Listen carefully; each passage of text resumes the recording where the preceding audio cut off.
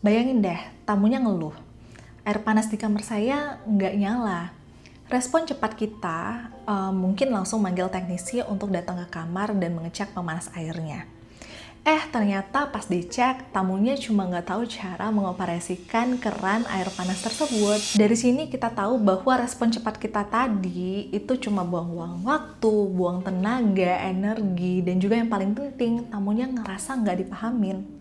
Hai, aku Maya. Di video kita kali ini, kita akan belajar tentang satu keterampilan penting di layanan pelanggan atau customer service, tapi juga bisa diimplementasikan di kehidupan kita sehari-hari, yaitu active listening dan empathy. Skill ini bukan cuma bikin pelayanan pelanggan jadi lebih profesional, tapi juga bikin pelanggan kita merasa diperhatikan dan juga dihargai. Oke, supaya pembahasan kita lebih runtut dan juga lebih mudah dimengerti, berikut adalah agenda kita di video kita kali ini. Yang pertama, kenapa mendengarkan itu penting. Yang kedua, manfaatnya untuk pelanggan dan juga untuk kamu sendiri. Selanjutnya, cara praktis untuk melatih active listening dan empati. Yang keempat adalah contoh implementasinya di dunia customer service dan juga kehidupan sehari-hari. Yang kelima, cara membangun budaya active listening dan empathy di tim kita, tempat kita bekerja. Terakhir, yaitu tantangan yang biasanya muncul dan bagaimana cara menghadapinya. Dari Stephen R. Covey, penulis The 7 Habits of Highly Effective People, he said, "Most people do not listen with the intent to understand. They listen with the intent to reply." Kebanyakan orang tidak mendengarkan dengan niat untuk memahami, tapi mereka mendengarkan dengan niat untuk membalas. Ini loh celah yang sering bikin salah paham dan bikin kecewa. Yang pertama adalah risiko salah sasaran atau miskomunikasi. Bayangin deh, tamunya ngeluh. Air panas di kamar saya nggak nyala. Respon cepat kita mungkin langsung manggil teknisi untuk datang ke kamar dan mengecek pemanas airnya. Ternyata pas dicek, tamunya cuma nggak tahu cara mengoperasikan keran air panas tersebut.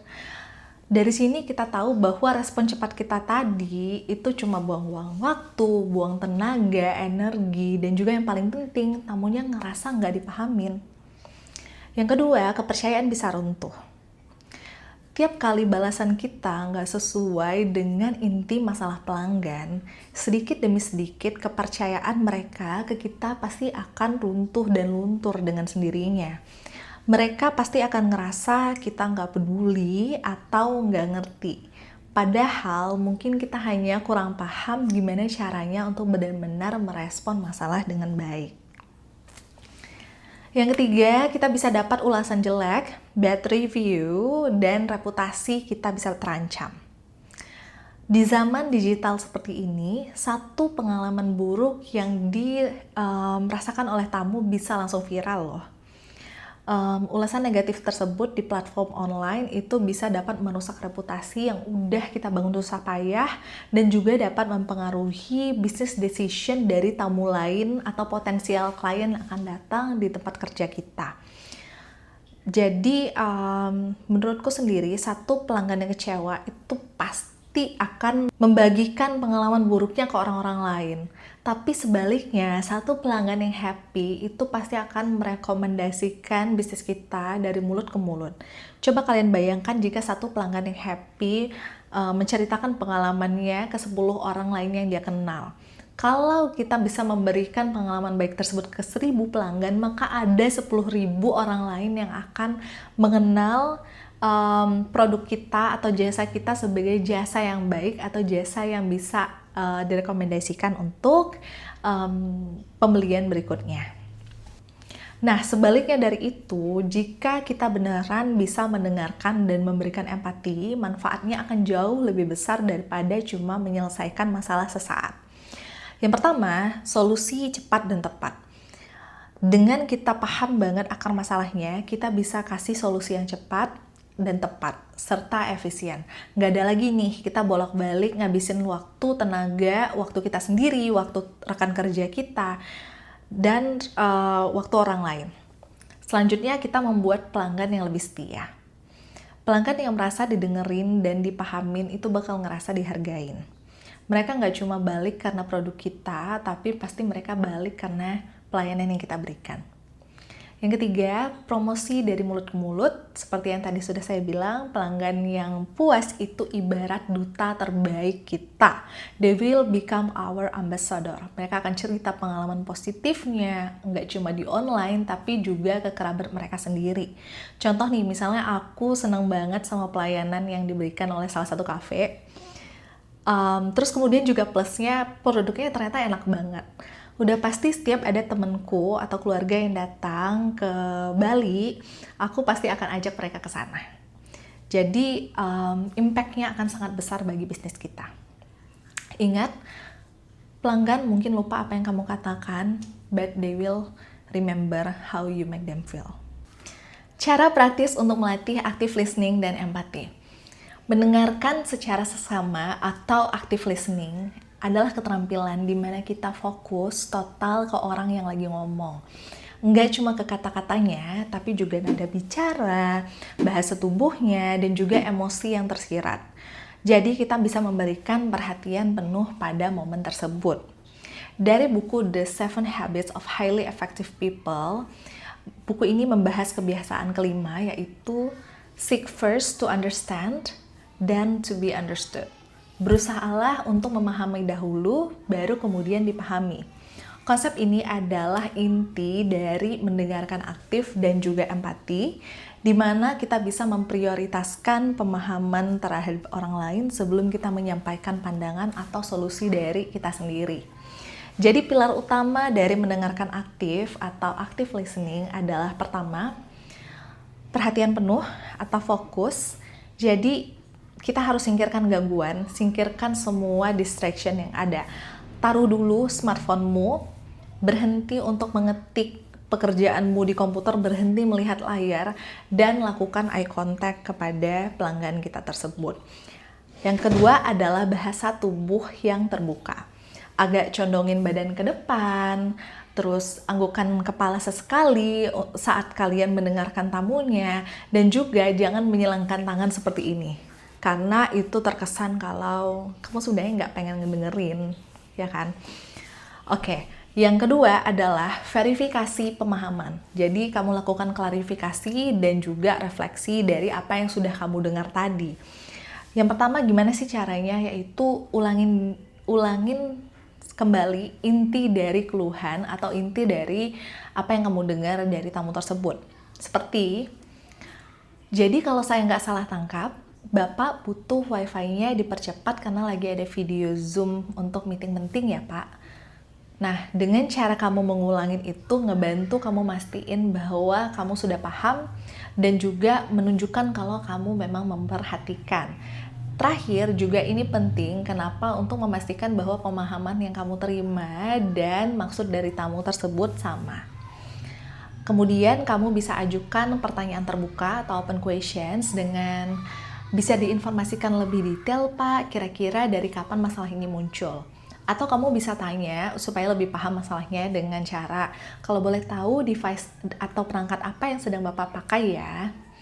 Nah, dengan begitu tim kita dapat membantu lebih lanjut. Yang ketiga, pilarnya yaitu empati. Di sini kamu harus memvalidasi dan mengakui perasaan yang dirasakan oleh tamu tersebut. Yang pertama, mungkin kamu bisa bilang, saya mengerti sekali, pasti kesel ya Pak nungguin wifi yang lemot, dan itu juga pasti bisa mempengaruhi hasil dari meeting penting Bapak. Atau kamu bisa ngomong hal simple seperti, saya bisa merasakan pasti Bapak kecewa sekali dengan wifi yang lemot tadi, maka izinkan saya untuk mengecek lebih lanjut dengan tim saya ya Pak. Kemudian kamu bisa ucapkan maaf dengan tulus. Jadi kamu bisa bilang, mohon maaf sekali atas kenyamanan yang Bapak rasakan. Selanjutnya kamu bisa kasih solusi yang jelas dengan berkata mungkin seperti, baik Pak, kami akan langsung kirimkan teknisi untuk mengecek ke kamar Bapak dalam 15 menit maksimal ya. Kemudian kita akan cek seluruh koneksi wifi-nya dan memastikan bahwa semua akan berjalan lancar. Baik, selanjutnya kita masuk ke contoh nyata atau case study gimana caranya kita mengimplementasikan active listening dan empati tadi di keadaan nyata. Contoh misalnya ada kasus yang tamu melaporkan bahwa ada kebisingan di malam hari.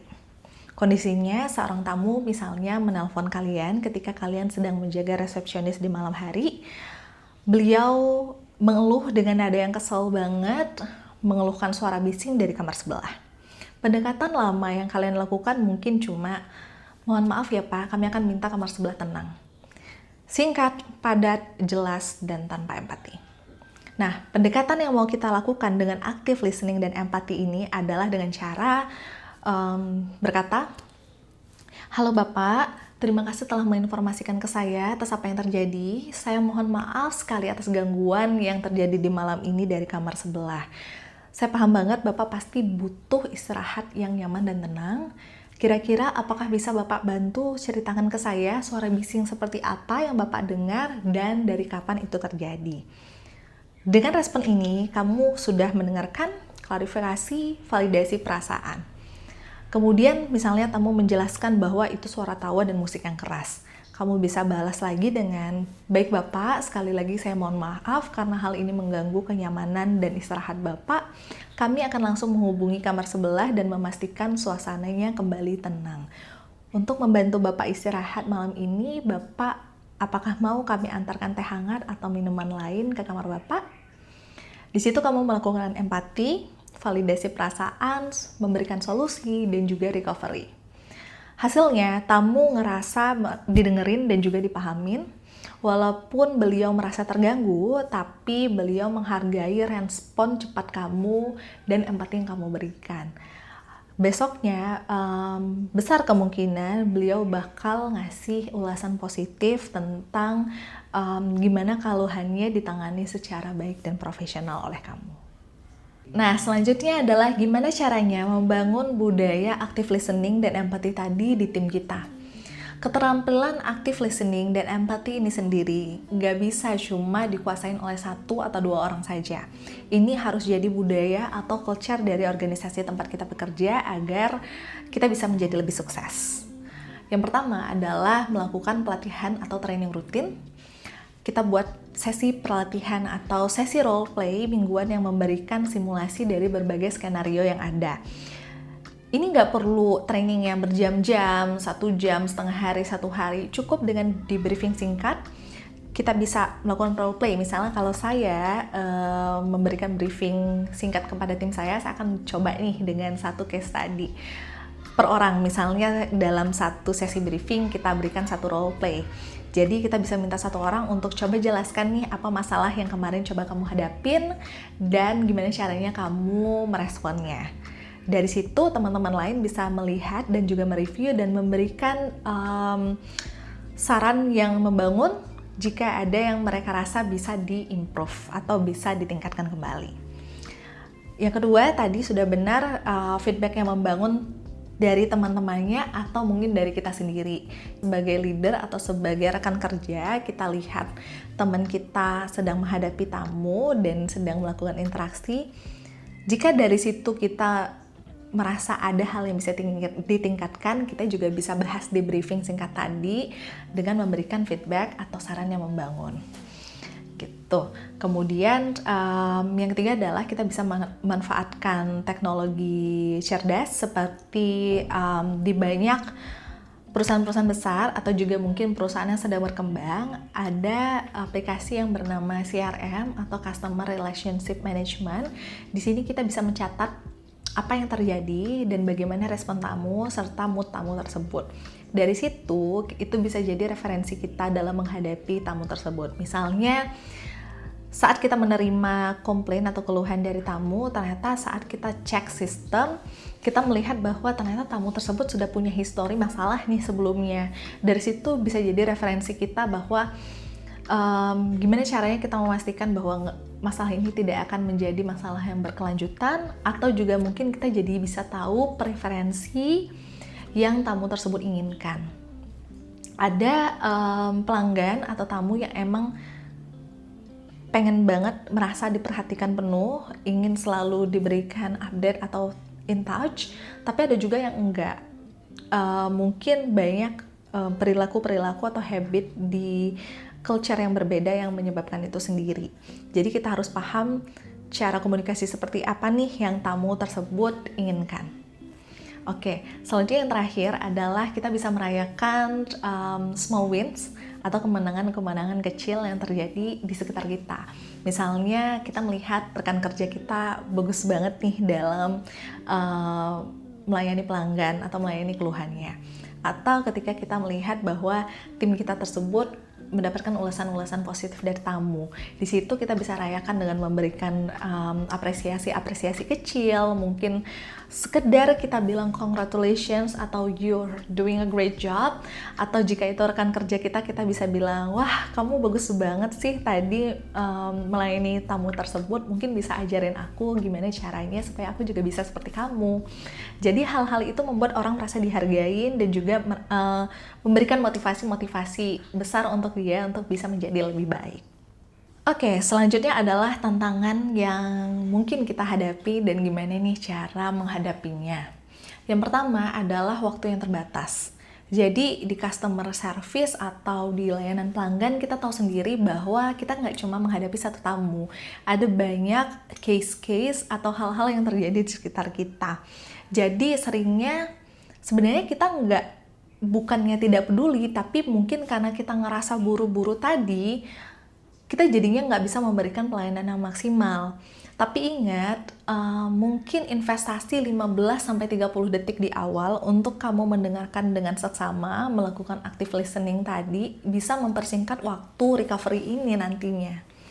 Yang kedua adalah emosi pelanggan yang buruk. Sebagai customer service atau layanan pelanggan, hal penting yang harus kita kuasai adalah bagaimana kita bisa menguasai emosi kita sendiri. Jadi jangan sampai emosi pelanggan yang sangat buruk mempengaruhi dan menular ke kita juga. Kita harus berusaha tetap tenang, fokus untuk mendengarkan inti masalahnya, dan juga gunakan empati untuk menenangkan situasi. Yang terakhir adalah gangguan atau distraction. Nah, lingkungan kerja yang bising atau multitasking bisa menghalangi fokus. Jadi, kamu usahakan gimana caranya kamu bisa menciptakan lingkungan yang tenang dan nyaman di mana kamu bisa memberikan perhatian penuh. Ada kalanya ketika customer itu memberikan keluhan atau sedang komplain, misalnya di area resepsionis, desk ketika banyak orang sedang check-in dan check-out.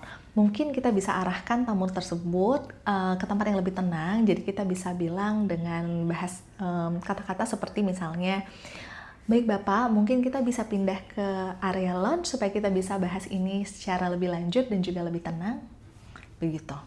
Baik, kesimpulan di video kita kali ini adalah mendengarkan aktif atau active listening dan empathy itu lebih dari sekedar soft skill, tapi itu adalah aset strategis yang bisa membuat kita membangun jembatan kepercayaan bagi tamu dan juga membangun reputasi yang positif di tempat kerja kita sehingga pelanggan datang lagi dan lagi. Yang perlu kamu ingat adalah menurut aku sendiri, dengan melakukan itu, kamu nggak cuma membangun reputasi untuk tempat kerja kamu, tapi kamu juga membangun reputasi diri kamu sendiri. Ingat, hal itu bisa membuat kamu membangun personal branding kamu sendiri, membuat klien percaya dengan kamu, dan membangun relasi yang lebih luas yang akan bisa membantu karir kamu ke depannya nanti. Yuk mulai kita praktikan hari ini, mendengarkan bukan cuma dari telinga, tapi dari hati. Remember, people will not remember what you say, but they will certainly remember how you make them feel. Thank you.